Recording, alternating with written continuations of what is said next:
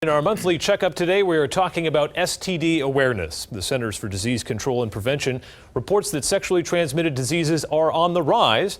New Hampshire State Epidemiologist Dr. Ben Chan joining us now to discuss this sensitive topic, but important at the same time. Dr. Chan, can you start by telling us about the trends in New Hampshire relative to STDs and what's going on right now? Yeah, well, thanks for having me. And STDs is a large group comprising a number of different infections. The most commonly reported infections to the Public Health Department are chlamydia and gonorrhea. We have been seeing increases in these STDs as well as infections like syphilis over the last number of years. Most commonly, these increases have been in young adults and adolescents in the southern part of the state, which is where largely the large population centers are. To give you an idea about numbers, in 2015 there were almost 3,700 cases of chlamydia reported to the Public Health Department in New Hampshire, about 250 for gonorrhea. And it's not just chlamydia and gonorrhea, it's also syphilis we've been seeing that has been increasing over the last several years. 70 or 80 cases a year are reported.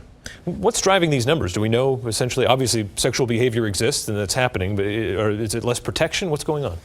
We're not exactly sure. I mean, that's a good question and something we're keeping an eye on, but we don't have an exact answer. You know, those most at risk, again, are the very young adults and the adolescents. In fact, the CDC estimates that about half of new STD infections are in those 25 and under. And in fact, that's what the recommendations are for screening in terms of screening women who are sexually active. All women sexually active under 25 should be tested for chlamydia and gonorrhea.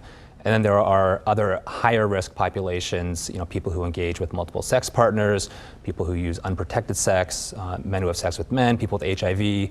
These are at-risk groups that should be screened on a more regular basis, you know, men or women. What are the important messages about prevention to be able to get out there to the public? Yeah, so the majority of infections with chlamydia, gonorrhea tend to be asymptomatic or have very mild symptoms. So, you know, burning with urination, penile discharge or vaginal discharge. So it's important to talk to your healthcare provider and have open discussions about sexual practices. The best way to prevent infections is to, you know, be in long-term monogamous relationships. If not, to use condoms and then to get tested. If people aren't tested, they may not know that they're infected with STDs. Mm-hmm. And of course, talking about it is important. That's kind of the bottom line. You can't just hide it. Absolutely. And you know, these are sensitive topics. I think patients need to feel comfortable talking with their healthcare providers.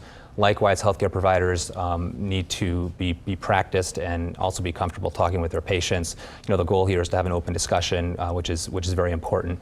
If somebody is diagnosed with an STD, it's also very important that they be treated and take the full course of antibiotics that are recommended, because infections can be difficult to clear. They can also be reinfected.